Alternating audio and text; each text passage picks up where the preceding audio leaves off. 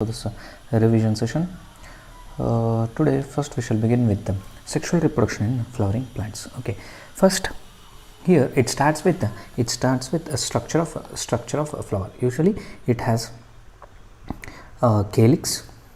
The individual units of calyx is known as sepals.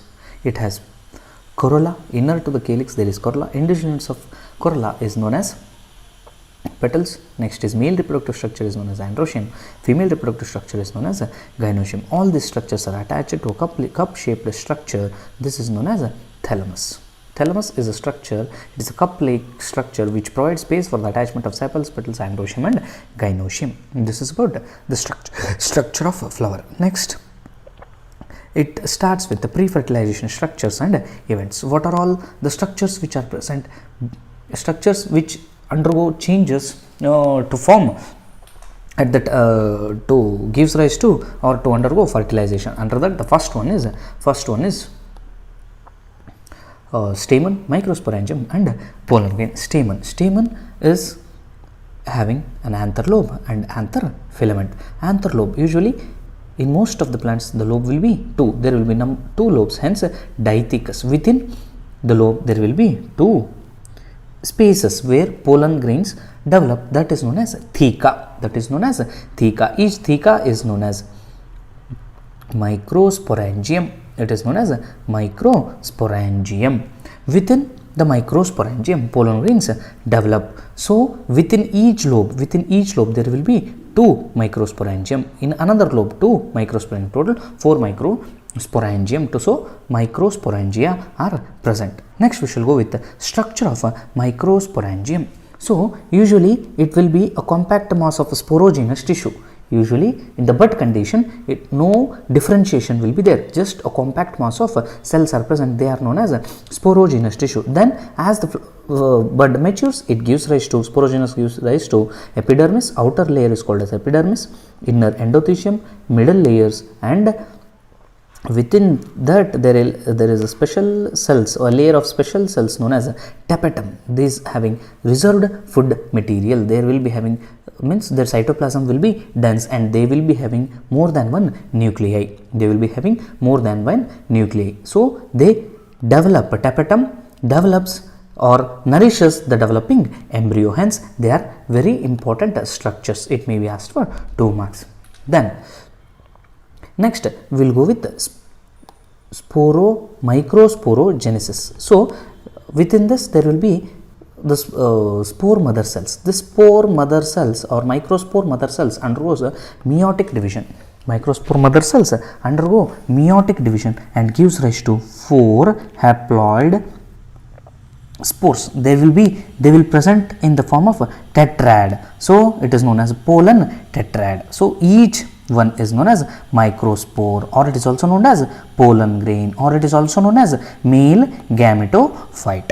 Okay, this pollen grain will be having outer exine, inner intine. Outer exine is covered by a special type of a chemical known as sporopollenin. Here and there sporopollen deposition is absent. Such positions are known as germ pores, where sporopollen deposition is absent. Next, in inner intine. Intine is made up of cellulose and pectin. Within this we will be having vegetative cell and a generative cell. Usually what happens, this nucleus divides asymmetrically. The pollen nucleus divides asymmetrically, gives rise to one large generative cell and one small vegetative cell. Okay, large vegetative cell and small generative cell. This small generative cell divides and gives rise to 2 male gametes. Or it is also known as sperms. Usually 60% of the angiosperms, the pollen grains, are released in 2-celled stage. And remaining plants there will be 3-celled stage. This is about pollen grains, microsporogenesis and also stamens. Next we shall go with the female reproductive structure, that is the pistil, megasporangium and embryo sac. So the style, stigma and ovary together contribute pistils. Okay, so here is the ovary. Within the ovary there will be a ovule. So within the ovary there will be ovule. If there is only one carpel, then it is called as monocarpellary. If there are more two, then it is bicarpellary, tricarpellary, tetracarpellary, pentacarpellary, and again if more than 5 are present, this is called as multicarpellary ovary. It will be if many carpels, many ovules are present, then it is known as a multicarpellary ovary. Then if all the ovules are fused, then it is known as a syncarpous ovary. If all the ovules are fused, then it is known as syncarpous ovary. If all the ovules are free, then it is known as apocarpous ovary. Then we shall go with the structure of megasporangium. So ovule is known as megasporangium. So it will be having outer integuments. And inner integument. Within that, a special mass of cells are present, a tissue is present, that is known as nucellus. Within the nucellus there is embryo sac. Then this ovule is attached to placenta by a structure known as funicle. The point of attachment of funicle and placenta is known as hilum. So this is the structure of embryo, the structure of ovule. Within the ovule we will be having embryo sac. Usually how this embryo sac is developed. So usually there will be a megaspore mother cell.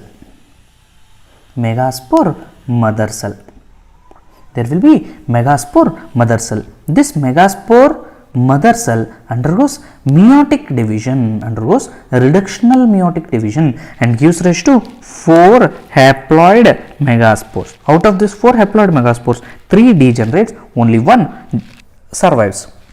This one functional megaspore undergoes functional megaspore. See, all 3 degenerates, only 1 remains. This functional megaspore, the nucleus of this one functional megaspore undergoes first mitotic division and gives rise to 2 nucleus. Only karyokinesis takes place, cytokinesis will not takes place. Then again second mitotic division again gives rise to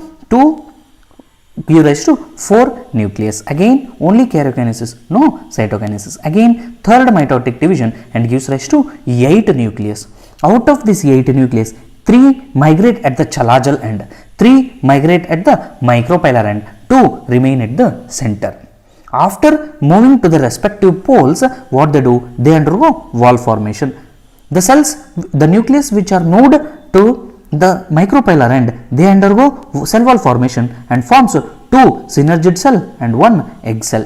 The 3 nucleus which moved towards the chalazal end, they undergo wall formation and gives rise to antipodal cells. At the center there are 2 nucleus, they are fused together to form 1 cell, forming central cell. They are also known as, hence the nucleus is come from the poles. It is also called as polar nuclei. And here a special type of cells are present. They are known as filiform apparatus. They are finger like projections. They are present at the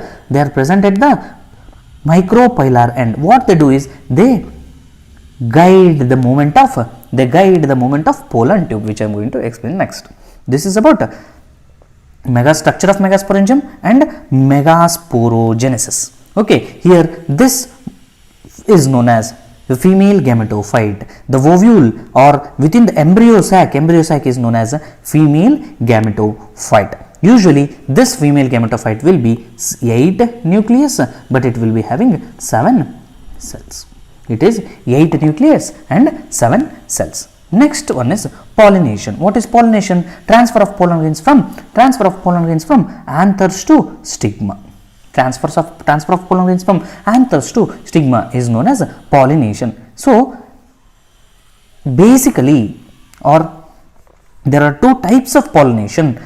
They are self-pollination and cross-pollination. Self-pollination is transfer of pollen grains from anthers to stigma of a same flower of a same plant or same different flower of a same plant. Cross-pollination is transfer of pollen grains from anthers to stigma of a different flower of a different plant. Okay, then another thing is kinds of pollination. So one is autogamy. The first one is autogamy. It is a type of pollination where transfer of pollen grains takes place from anthers to stigma of a same flower of a same plant. Within the flower only the pollen grains transfer takes place. This is known as autogamy. It is having two types of flowers. One is chasmogamous flowers, another one is clistogamous flowers. Completely opened flower, completely openly exposed flowers are known as chasmogamous flowers. Completely closed flowers are known as clistogamous flowers. Next one is neotogamy. It is the transfer of pollen grains from anthers to stigma of a different flower of a same plant. So if this is one plant, here is one flower, this is flower number 1, this is flower number 2. So here the transfer of pollen grains taking place from second flower to first flower. This both flowers belongs to same plant. This is known as neotogamy. Next one is xenogamy. It is a type of pollination where the transfer of anthers from pollens to stigma takes place. Transfer of pollen grains from anthers to stigma takes place from one plant to another plant, flower of one plant to flower of another plant. Say for example, this is plant number 1, this is plant number 2, here is one flower, here is one flower. So the transfer takes place from pollen grains of plant number 1 to flower of plant number 2. This is known as xenogamy. Next one is agents of pollination. So for this pollination to take place, we need agents. Basically there are two types of agents. First one is biotic agents and another one is abiotic agents. Abiotic agents majorly water. For this example is Vallisneria, and water, air. Abiotic factors, one is water, another one is air. For this all the grass families. Biotic, under biotic the transfer of pollen grains takes place from insects, birds, animals, etc. This is known as biotic or abiotic type of agents. Abiotic and biotic agents. Next, we shall go with outbreeding devices. Usually what happens, flowering plants, they don't want to undergo self-pollination. They hate self-pollination, but they love cross-pollination. So in order to escape from self-pollination, if self-pollination takes place, there will be no variations. So in order to escape from self-pollination, plants have devised special type of mechanism. That mechanism is known as outbreeding devices. Outbreeding means escape from self-pollination and to undergo cross-pollination. Under that, the first mechanism, the first device is stigma receptivity. Stigma receptivity. In stigma receptivity, what happens? So if the anthers are there, stigma is also there. Stigma is receptive. Stigma is ready to receive the pollen grains, but the anthers are not yet matured, so that the transfer does not take place. This is condition number 1. Condition number 2, what happens? Pollen grains have matured, anther has matured and ready to release pollen grains, but stigma is not receptive. Stigma is not ready to receive the pollen grains, so that the self-pollination is inhibited and it encourages cross-pollination. This is first one, that is stigma receptivity. Second device is anther and stigma placement of anther and stigma. Placement of anther and stigma. What happens? Usually, if it is a cross-pollinated plant, male and female reproductive structures are placed far. For example, this is ovary, this is stigma, this is style and ovary, anthers are present in opposite direction. Usually, there is a distance, there is certain distance, so that they are not close to one another, so that the transfer does not takes place. This is known as the placement. Placement of male and female reproductive structures. Next one is self-incompatibility. Self-incompatibility. In self-incompatibility, what happens? The stigma. It is a genetical process where stigma recognizes its own pollen and it will not allow this pollen to grow. The stigma allows only the pollen grain from another plant. Only cross-pollinated or the pollen grain which has come from different flower, then only this plant will recognize and allow it to grow. This is known as self-incompatibility. And last one is dioecious condition. Male and female plant is different. Male plant is different, female plant is different. So there is a conditional cross-pollination. This is known as outbreeding devices. Next one is pollen pistil interaction. Pollen pistil interaction. Here what happens? After when the pollen grain comes and lands on the stigma, here from the germ tube, from the germ pore, germ tube germinates. So the pollen tube germinates and reaches to embryo sac. Near the embryo sac, filiform apparatus are present. They guide the entry, guide the movement of pollen tube. They guide the movement of pollen tube.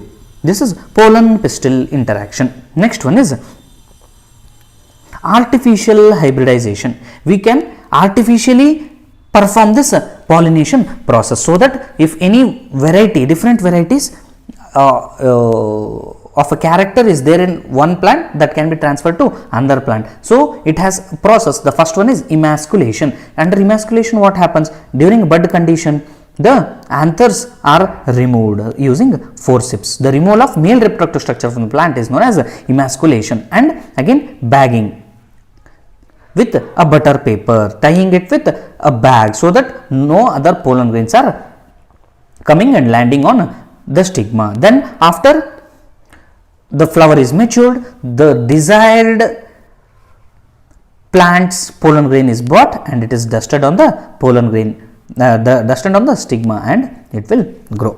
This is artificial hybridization. Here the emasculation is important.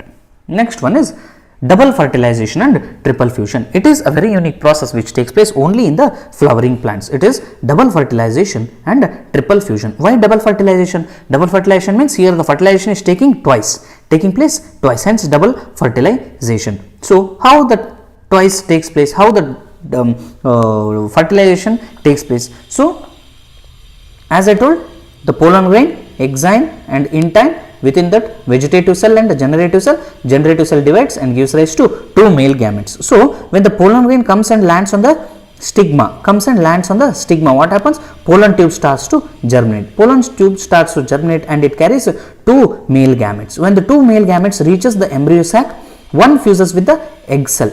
One fuses with the egg cell and gives rise to zygote. One fuses with the central cell, gives rise to endosperm. So here the fertilization is taking place two times. One with the egg cell, one with the central cell, hence double fertilization. And triple fusion, already two nucleus are there, one more nucleus is coming. So overall three nucleus have been fused, hence triple fusion. This triple fusion gives rise to endosperm. Endosperm is a nutritive tissue, which helps or which nourishes the developing embryo.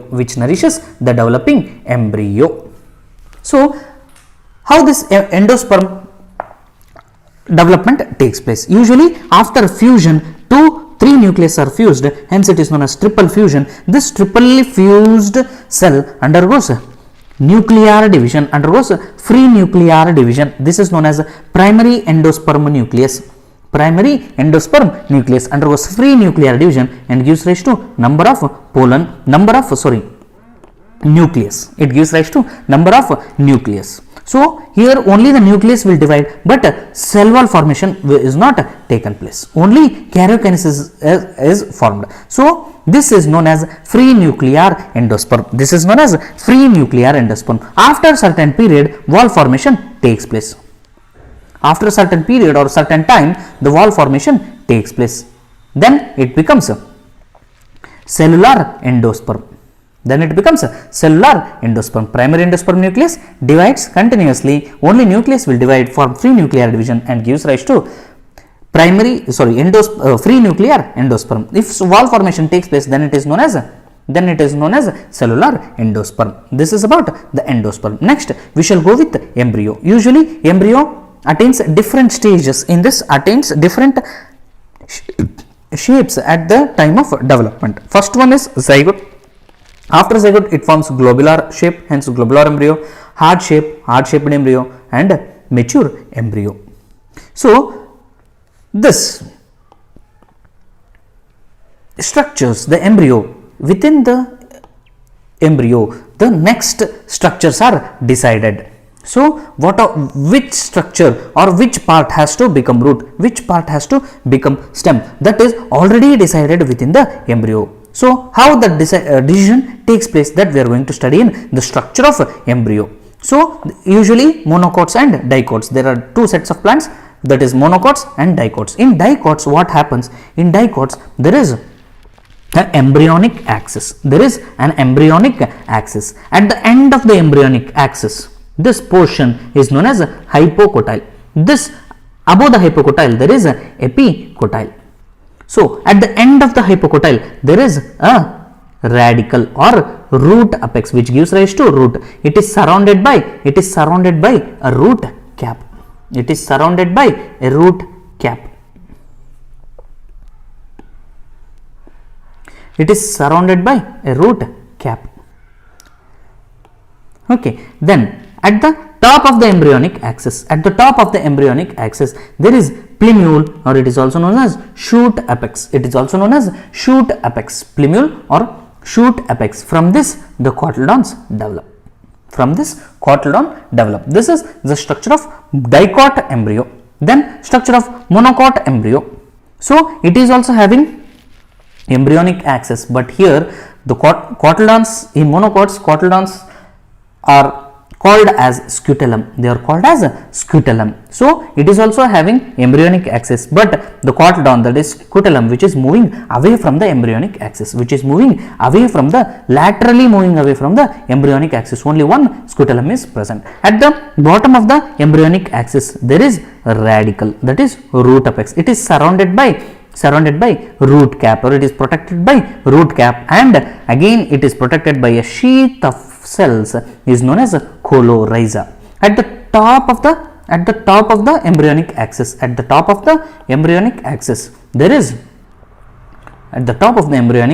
there is shoot apex, or it is also known as plumule. It is having two leaf primordia, small leaf primordia, and again it is covered by a sheath of leaf like structures known as coleoptile. This is the structure of monocot embryo. Okay, next we shall go with seed. After the completion of fertilization process, ovules convert into seed, ovary convert into fruit.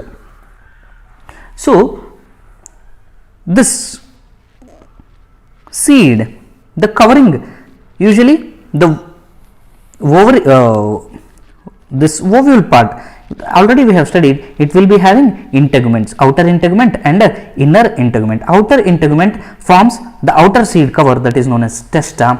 Inner one is known as tegmen. Sometimes what happens is nucellus which is present, it is utilized during the development of embryo sac.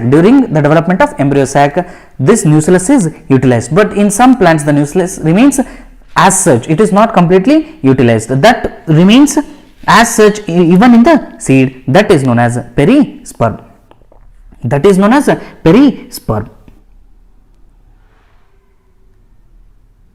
If, for example, if the endosperm is present within the seed, then it is known as albuminous seed. If the endosperm is completely utilized, no endosperm is present, then it is known as ex-albuminous or non-albuminous seeds. Okay, then this seed undergo a special type of process known as dormancy.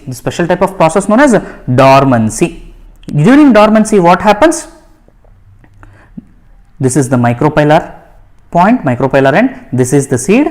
This is inner integument and outer integument, that is testa and tegmen. If perisperm is there, if it is present, it will be like this. So this loses all its water, nearly 60 to 70% of water it loses, and it undergoes a dormant condition where all its metabolic activities are just paused.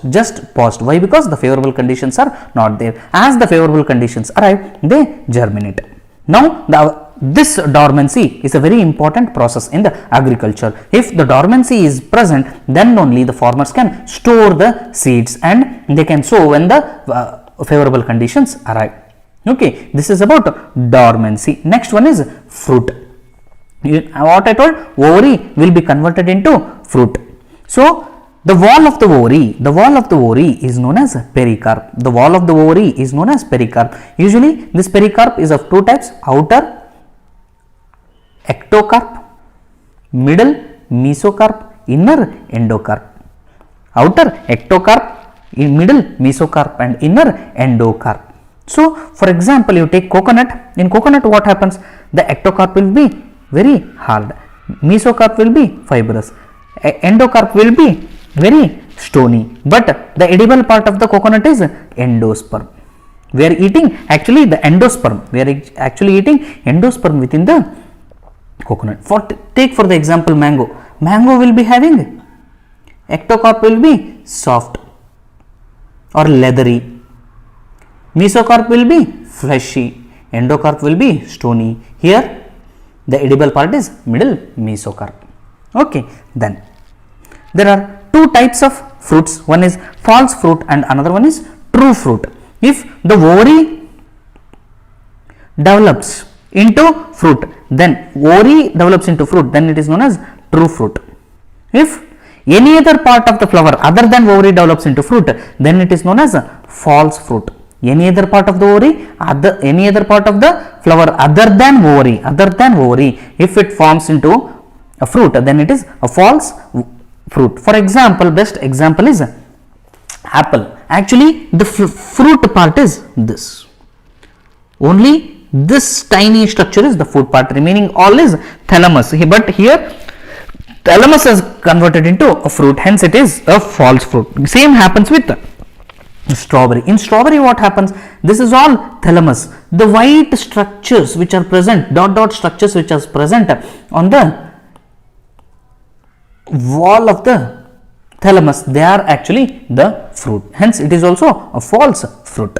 Then there is a special process known as parthenocarpy. Parthenocarpy is a process where the fruit formation takes place without the act of fertilization, that is known as parthenocarpy. Parthenocarpic fruit. Best example is banana. Here more hormones, growth hormones are present. This induces fruit setting or fruit formation. This is known as parthenocarpy. Here the fertilization is not taking place. Next, last aspect, that is apomixis and polyembryony. Apomixis, usually the sexual reproduction is known as amphimixis. Here what happens? Fusion of male and female gametes takes place, undergoes fertilization and gives rise to embryo, and embryo gives rise to plant. Another process that is known as apomixis. Here what happens is, it is a type of asexual reproduction. But there is no syngamy. Male and female gametes does not fuse. Fertilization does not take place, but still embryo develops. A diploid embryo will be present.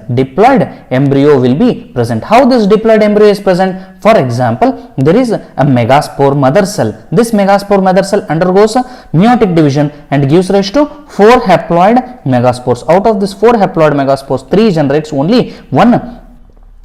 3 degenerates, only one becomes or it gives rise to a embryo sac. This will not happen in apomixis. Actually what happens is, this meiosis process is completely escaped and megaspore directly gives rise to a diploid embryo sac. This is known as apomixis. Is a type of asexual reproduction. It is a type of asexual reproduction where fertilization does not takes place, but still diploid embryo is formed. This is known as embryo apomixis. And next one is polyembryony. Polyembryony is a embryo sac having more than one embryo.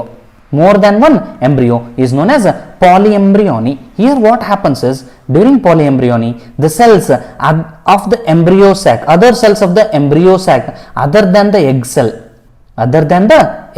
here the synergids and egg cells are there. This is the egg cell. This has to give rise to embryo, but along with this egg cell, one more cell, maybe the nucleus cells, penetrate into the embryo sac and gives rise to embryo.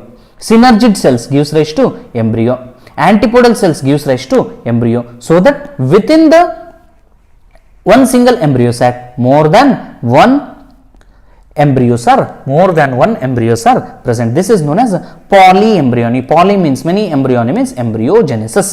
This can be seen very extensively seen in Rutaceae members, that is in lemons. This is about the revision of the first chapter. If you have any doubts, please mention them in the comment section. Thank you.